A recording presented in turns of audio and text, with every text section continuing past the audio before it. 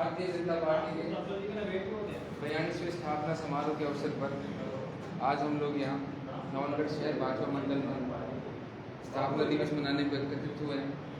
इस मौके पर मैं संपूर्ण कार्यकर्ताओं को, भाजपा के पदाधिकारियों को स्थापना दिवस की हार्दिक शुभकामनाएं देता हूँ। भारतीय जनता पार्टी के आज 42 साल जो पूरे हुए हैं उसमें असंख्य कार्यकर्ताओं की दिन रात की मेहनत, असंख्य कार्यकर्ताओं का बलिदान और असंख्य कार्यकर्ताओं का निरंतर जो विचारधारा को पनपाने के लिए जिन्होंने मेहनत की है, आज उसका ही परिणाम है कि केंद्र में हमारी सरकार विराजमान है और काफ़ी राज्यों में भी हम वर्तमान में शासन कर रहे हैं। जो कुछ आगे जो भी पिछले 4 विधानसभा चुनाव हुए थे उन 5 में से 4 में हमारी भारतीय जनता पार्टी ने पूर्ण बहुमत की सरकार बनाई है। इसलिए क्योंकि भारतीय जनता पार्टी का परिवार और कार्यकर्ता की यहाँ क्या वैल्यू है, इस बात को हम सभी कार्यकर्ता अच्छे से जानते हैं कि एक यही मात्र पार्टी है जिसमें नीचे से जुड़ा हुआ कार्यकर्ता भी पार्टी के सर्वोच्च पद तक पहुँच सकता है। एक आम कार्यकर्ता विधायक बन सकता है, मंत्री बन सकता है और प्रधानमंत्री तक के सर्वोच्च शिखर तक पहुँच सकता है। इसलिए पुनः मैं हमारे पार्टी के संस्थापकों को याद करते हुए आज की मीटिंग में पधारे हुए पूर्व मंडल अध्यक्ष श्री सीताराम जी बिरोड़िया, जगदीश जी जंगीर, अनिल जी जाखड़, मंडल अध्यक्ष श्री सोनी जी, मनोज जी सोनी और मीनाक्षी जी का हार्दिक स्वागत करता हूँ, अभिनंदन करता हूँ आज के कार्यक्रम में। और आज के कार्यक्रम की विधिवत शुरुआत करने के लिए मैं आमंत्रित करता हूँ आज के अतिथियों को कि आएँ और दीप प्रज्वलित कर भारत माता के आगे और कार्यक्रम की विधिवत शुरुआत करें।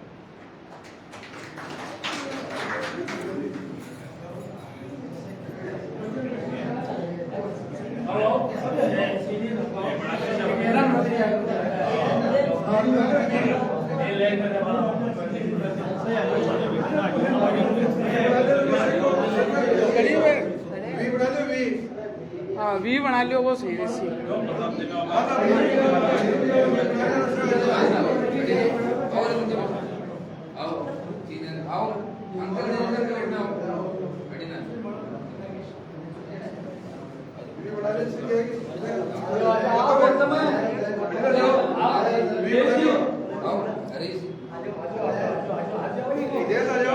हितेश जी, मैं साहब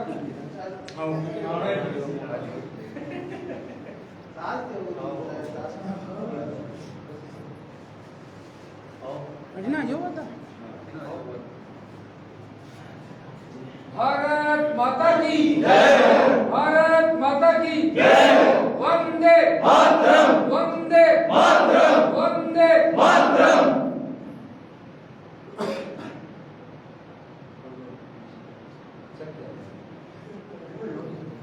फोटो ले ले।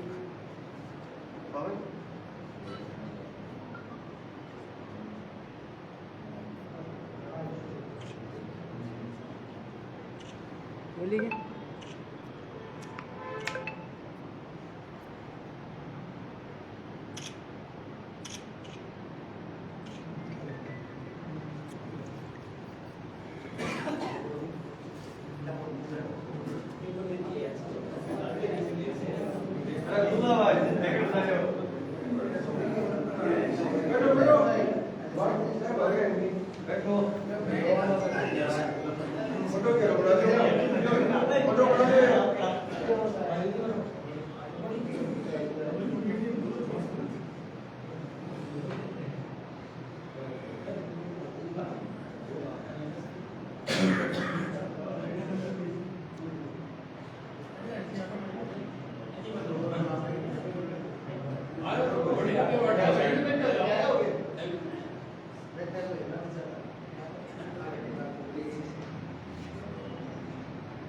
दोस्तों, हम में से काफ़ी कार्यकर्ता ऐसे रहते हैं जो पार्टी से नए जुड़े रहते हैं। पार्टी की विचारधारा, पार्टी की स्थापना दिवस और पार्टी के पुराने इतिहास के बारे में समस्त कार्यकर्ताओं को पता होना चाहिए। किन लोगों ने इस पार्टी की स्थापना करी, क्या विचार उन्होंने मन में लेकर, क्या संकल्प उन्होंने मन में लेकर इस पार्टी की स्थापना करी।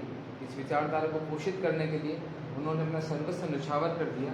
उसी विचारधारा को और पार्टी के जो निरंतर सतत चले संघर्ष को, अगर एक बहुत बड़े बुद्धिस्ट ने कहा था, अगर किसी भी देश को अपने इतिहास का नहीं पता है तो उसको अपने स्वाभिमान का भी ज्ञान नहीं हो सकता।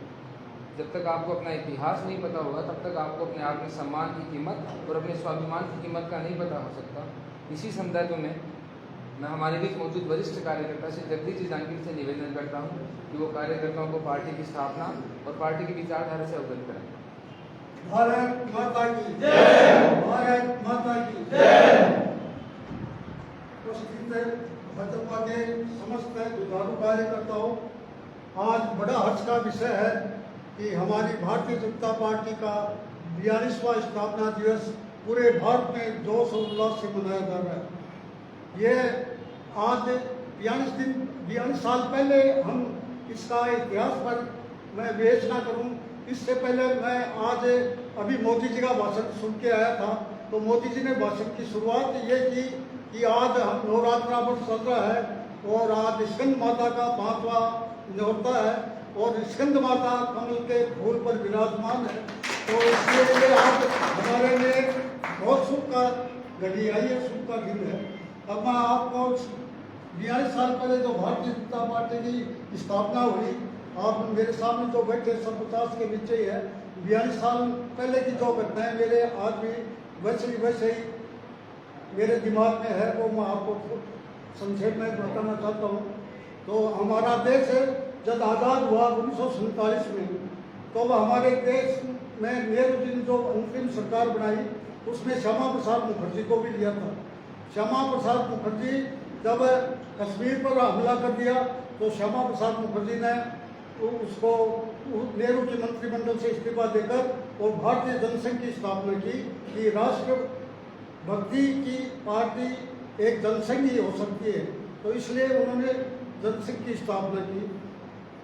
उसके बाद में जनसंघ बराबर राष्ट्र के लिए, राष्ट्रगान के लिए, राष्ट्रभक्ति के लिए पूरे देश में जनसंघ अपना दीवार का निशान था। यहाँ भी जनसंघ के उस समय के नेता शंकरलाल जी जोशी थे,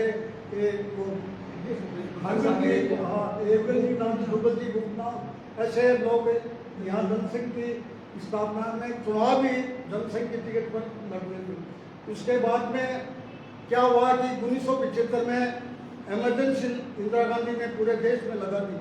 तो जितने भी राष्ट्रभक्त कार्यकर्ता था, जितनी भी पार्टियां थी, जितने भी, तो उसमें हमारे उस समय जयप्रकाश नारायण ने एक युवाओं का आंदोलन चलाया। तो जितने भी देश के युवा थे, जयप्रकाश नारायण के एक आह्वान पर पढ़ाई छोड़ के और इस राजनीति में कूद के एक साथ, तो उसको बिहार में उत्तर प्रदेश के युवा लोग कॉलेजों में पढ़ाई छोड़ के और इस आंदोलन में सफल हुए। और उसके बाद में इमरजेंसी में सभी देशभक्त, किसी भी पार्टी के जो नेता जो कांग्रेस के खिलाफ बोलते थे, जो कांग्रेस की बुराई करते थे, उन सबको जेलों में ठूस दिया गया और 2.5 साल तक इमरजेंसी रही। और उसमें कितने देशभक्त, राष्ट्रभक्त लोग 2.5 साल जेल में पड़े रहे, उनकी कोई सुनाई नहीं, कोई। तो उसके बाद में इमरजेंसी खत्म हुई, 1977 में इमरजेंसी खत्म हुई। तो इस देश की जितने भी राष्ट्रभक्त पार्टियां थी वो सब एक होकर और एक जनता पार्टी की स्थापना की। 1977 में जनता पार्टी की स्थापना की। उसमें मोरारजी देसाई और चंद्रशेखर और ये बाबू जगजीवन राम और जितने भी पुराने कांग्रेस के नेता, वो भी कांग्रेस छोड़ के इस जनता पार्टी में आ गए।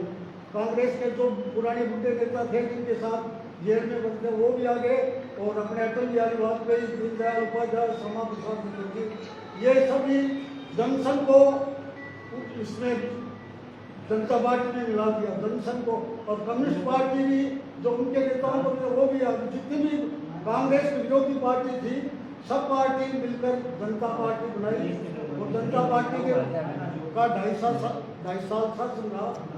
जनता पार्टी का इस देश में 2.5 साल शासन रहा। तो 80 में जब लोकसभा में हमारे कार्यकर्ताओं अटल बिहारी वाजपेयी और सुंदर सिंह भंडारी और जो थे, उनको दलील किया गया कि आप यहाँ आरएसएस से भी संबंधित है। तो हमें इस देश में जो सेकुलर पार्टी थी शामिल, तो वो सब इसको ये बीजेपी, ये जनसंघ वाले लोग आरएसएस के आदमी है, इसलिए इसके रुष्ट होकर हमारे जितने भी जनसंघ के सारे एकत्रित हुए पूरे देश के। और उन्होंने 6 अप्रैल 1980 को भारतीय जनता पार्टी की स्थापना की। 6 अप्रैल 1980 को भारतीय जनता पार्टी की स्थापना की। पूरे देश के कार्यकर्ताओं को संगठित किया गया और 80 में जब लोकसभा के चुनाव हुए तो हमारे भारतीय जनता पार्टी के 2 ही संसद सदस्य चुन रहे और उन्होंने संगठन में इतना पूरे देश को एकदम नया संगठन को फैलाने के लिए बहुत से ऐसे कार्यकर्ता जुझारू जो दिन रात अपने देश के लिए मर मिटने की कसम खाए, वो गांव घर में और इसका बीजेपी की स्थापना में बहुत बड़ा योगदान रहा। और इस तरह 42 साल का जो संघर्ष भारतीय जनता पार्टी को उठाना पड़ा है, वो संघर्ष करते करते फिर 2 से 13 सीट आई, फिर 130 सीट आई और फिर आज 322 सीट पर भारतीय जनता पार्टी की एक छत्र देश में राज कर रही है। और ये सब संघर्षशील युवाओं का और हमारे नेताओं का, हमारे देशभक्त जो है, अब 2014 में जो भारतीय जनता पार्टी का शासन मोदी जी के नेतृत्व में हुआ तो उस समय वो अभी स्थिति 7 साल में इतनी परिवर्तन करती थी कि ये सेकुलरवादी ताकतें कांग्रेस की हिंदुत्व को एकदम भुला दिया। हमारे इतिहास को ही सारा इतिहास, मुगलों का इतिहास पढ़ाने लग गए और हमारे को पढ़ने का मिला। हमारे भारतीय संस्कृति के जो मूल विचारधारा थी, रीति थी, तो उस हिंदुत्व के आड़ में कांग्रेस सरकार ने एकदम इसको भुला दिया।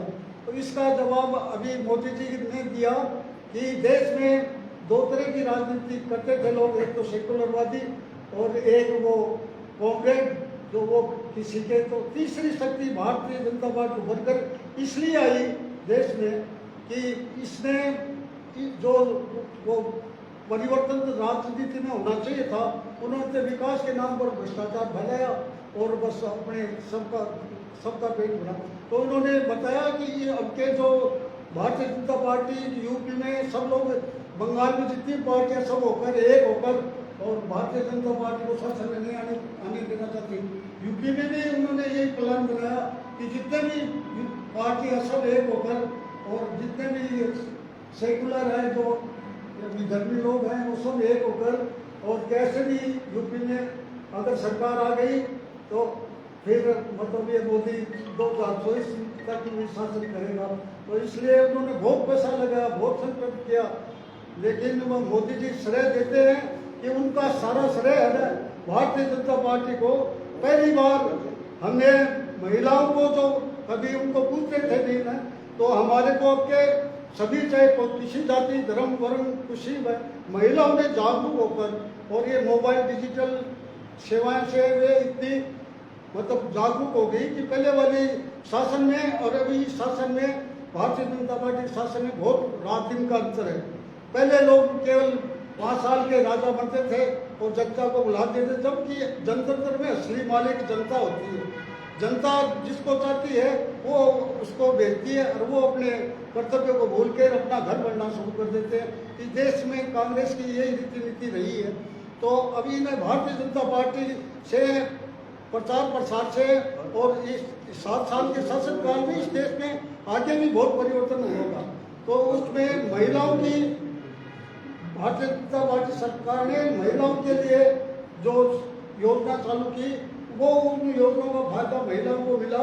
तो जिससे महिलाएं मतलब मॉडर्न महिलाएं भी पहले वाली वो नहीं है, तो वो भी मोबाइल देखकर और उनकी जो गैस एजेंसी की राशन की वो तो ये बड़ी सुविधाएं उन्होंने दी ना, तो उन्होंने भी अपने खातिर का कहना नहीं माना। बहुत से मॉडर्न महिलाओं ने, पुरुषों ने 10% दिए, 90% तो महिलाओं ने वो पुरुषों ने तो भारतीय जनता पार्टी को 90% ने नहीं दिया, पर महिलाओं के वोट पहली बार भारतीय जनता पार्टी ने सभी महिलाओं के किसी जाति धर्म तो महिलाओं के बहुमत से वोट आने से हमारी भारतीय जनता पार्टी यूपी में जीती है और प्रांत में भी अपनी सरकार बनी है। और ये आने वाले दिनों में अगर आप सब लोग भाजपा कार्यकर्ता जितने भी संगठित होकर एक होकर और ये गुटबाजी छोड़ के और सब राष्ट्रभक्ति राजनीति करो, पर राष्ट्रभक्ति की करो। आप ये परिवारवादी राजनीति, कांग्रेस के तो परिवारवादी राजनीति रही है। तब नेहरू जी के बाद में वो इंदिरा गांधी आ गई, इंदिरा गांधी के बाद में राजीव गांधी आ गया, राहुल गांधी आ गया, सोनिया गांधी आ गई, फलानी। ये तो परिवारवादी राजनीति है। उन्होंने देश की राजनीति नहीं की। आज उनके शीर्षों में करोड़ों अरबों रुपयों का भंडार भरा पड़ा है।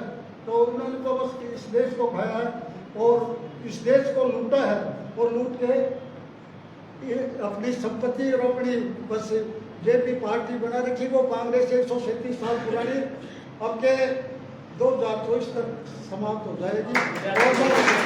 और आपके साथ मैं कहता हूँ कि नवंबर में भी इस बार कांग्रेस पार्टी विमुक्त हो जाएगी। बहुत बहुत धन्यवाद जगदीश जी भाई साहब।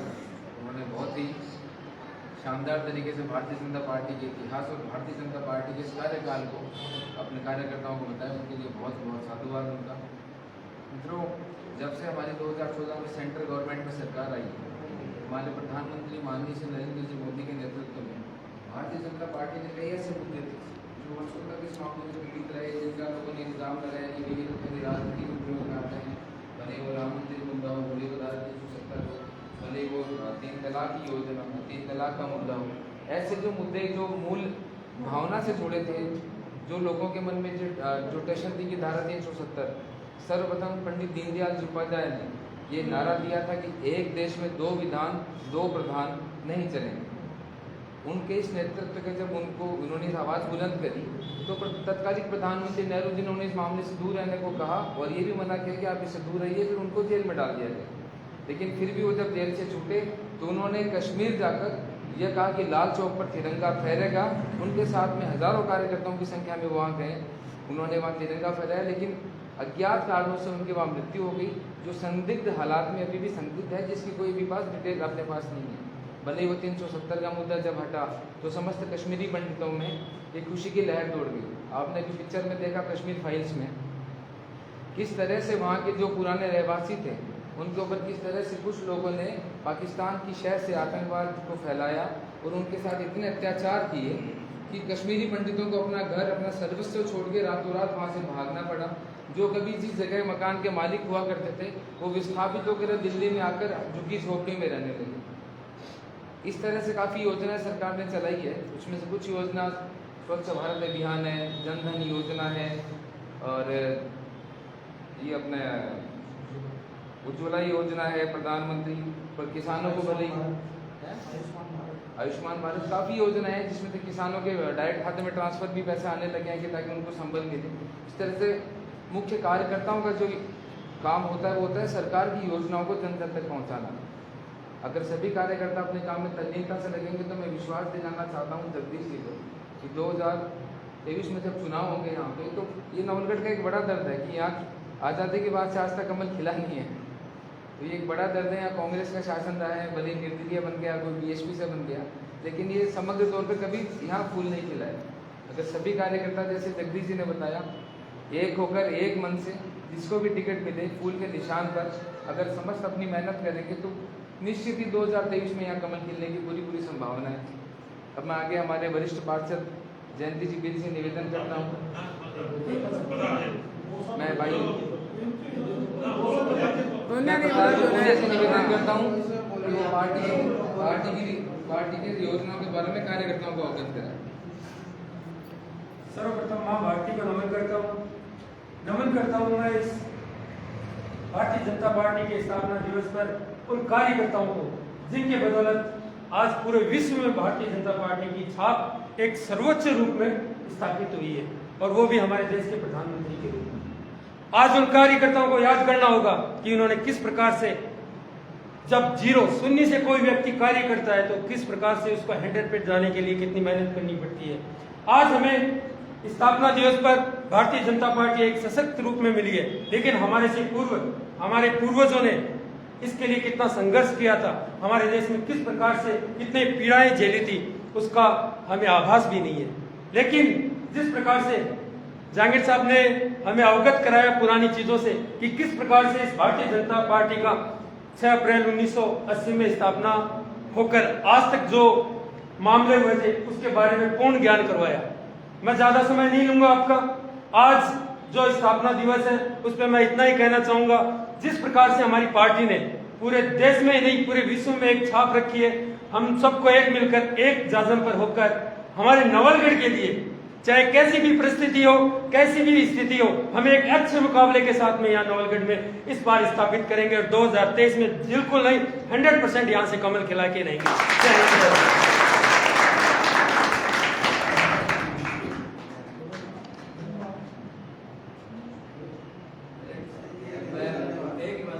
आज के कार्यक्रम की अध्यक्षता करें हमारे मंडल अध्यक्ष मनोज जी सोनी से निवेदन करता हूँ कि वो यहाँ आए हुए कार्यकर्ताओं का धन्यवाद ज्ञापित करें।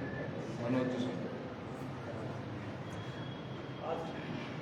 पहले तो माँ भारती को प्रणाम करता हूँ और मेरे प्यारे कार्यकर्ताओं को नमन करता हूँ। मैं आज पार्टी के 42वें स्थापना दिवस पर आप सभी ने अपना कीमती समय दिया, उसके लिए मैं बहुत बहुत आपका आभारी हूँ और धन्यवाद करता हूँ। साथ ही मैं आपको एक बात कहना चाहूँगा, मेरे भाइयों, मेरे बुजुर्ग और मेरे मित्रों, कि अपने को अपने अंदर एक ऐसा विश्वास उत्पन्न करना है कि हमें स्वार्थ की भावनाओं को त्याग कर अपने अंदर देश के प्रति समर्पित भावना का विकास करना है। अगर ये विकास अपन अपने दिल में कर पाए तो ये दिन मतलब वो दिन दूर नहीं है जब नवलगढ़ में भारतीय जनता पार्टी का कमल भारी बहुमत से खिलेगा। मैं आपको विश्वास दिलाना चाहता हूँ, सभी कार्यकर्ता ये संकल्प ले कि हमें निस्वार्थ भावना से पार्टी की सेवा करनी, निस्वार्थ भावना से पार्टी के लिए कार्य करना है। जय हिंद, जय भारत।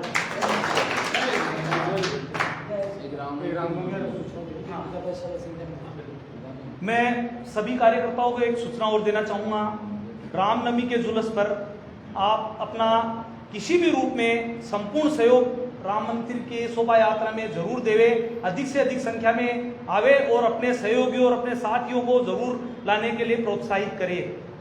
जय श्री राम।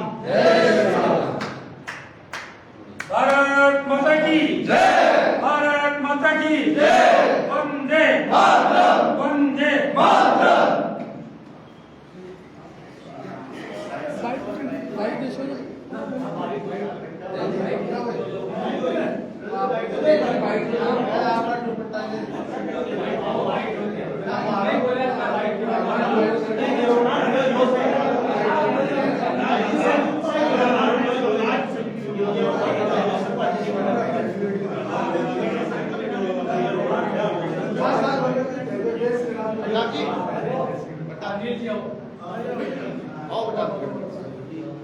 प्रताप जी क्या कहना चाहेंगे 42वां स्थापना दिवस? आज भारतीय जनता पार्टी का 42वां स्थापना दिवस है और नवलगढ़ का प्रत्येक कार्यकर्ता और हमारे बुजुर्गों के आशीर्वाद से हमने ये स्थापना दिवस यहाँ पे आज मनाया है और इस पे एक संकल्प लिया है कि हम जिस प्रकार से पूरे भारत में भारतीय जनता पार्टी ने परचम लहराया है, इस बार हम सब मिलकर एक जाजम होकर और सारी जो भावना है उनको एक साथ जोड़कर बिल्कुल यहाँ पे इस बार नवलगढ़ में कमल खिलाएंगे और 2023 में आपको निश्चित तौर पे ये वादा करके जाते हैं यहाँ से कि इस बार कितनी भी मेहनत करनी पड़े हम नवलगढ़ में कमल का फूल खिलाएंगे और यहाँ पे भारतीय जनता पार्टी का शासन स्थापित करेंगे। धन्यवाद। मनोज जी क्या कहना चाहेंगे? आज भारतीय जनता पार्टी का 42वां स्थापना दिवस था। इस उपलक्ष्य में सभी कार्यकर्ताओं को एक आह्वान और संकल्प दिलाया गया है कि भारतीय जनता पार्टी के पूर्व के जिन कार्यकर्ताओं ने भारतीय जनता पार्टी के लिए बलिदान दिया है, उस बलिदान को याद करते हुए हमें भी एक संकल्प लेना है कि भारतीय जनता पार्टी जो आज़ादी से अब तक ये रिक्त पद है नवलगढ़ विधानसभा क्षेत्र का, हमें इसे भारी बहुमत से भरना है। यही संकल्प के साथ सभी कार्यकर्ताओं का आह्वान किया गया है और साथ ही रामनवमी के जुलूस में, रामनवमी की विशाल शोभा यात्रा में सभी कार्यकर्ताओं से निवेदन किया गया है कि अधिक से अधिक संख्या में पहुंचे और कार्यक्रम की शोभा बढ़ाएं। जय हिंद, जय भारत।